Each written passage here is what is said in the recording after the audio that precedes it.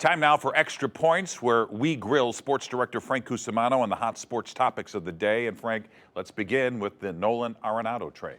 Well, it's something that had to be done.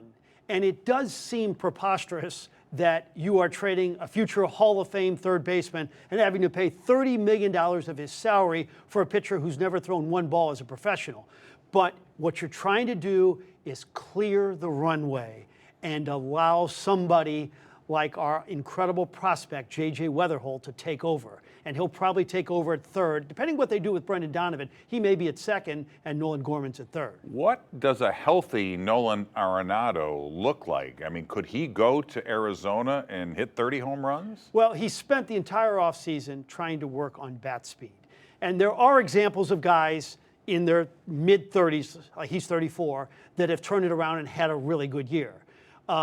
But those examples are few and far between.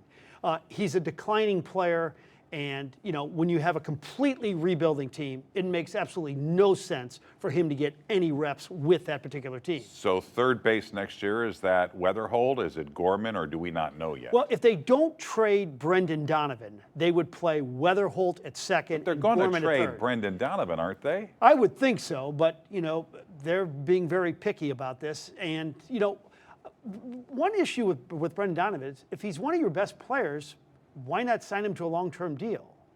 But it doesn't appear they're going to do that. Right, but if you're reshuffling the deck, yeah, he's only 28, and you need pieces, then he's the guy. He's who other teams want, right? Exactly. He could definitely yield you the most in return of any of the guys you've moved. One more quick thought is if you combine what they're paying of Wilson Contreras' contract and Sonny Gray's contract, that's $60 million with Arenado that they're going to be paying to guys that aren't going to be paying for the Cardinals. Do you suspect that the Cardinals are going to go out and try to get somebody who is a thumper in the lineup? Because right now they don't really have anybody. Yeah, they need a bat. It wouldn't shock me if they get, somebody on a one-year deal who's got a major league resume. Because right now you're looking at Lars Nootbaar, Victor Scott, and Jordan Walker. That's not a real daunting outfield as we speak. All right, we only have about 35 seconds. Just a quick word about that emotional night last night at the Missouri Athletic Club in Kelly Chase. Well, I can't think of a more beloved sports figure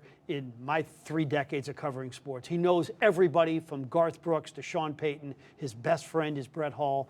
And last night it was just so powerful. It was a chance for people to see how much he means to other people like Brett and seeing them breaking down. There's nobody like Kelly Chase. All right, Frank Cusumano with Extra Points.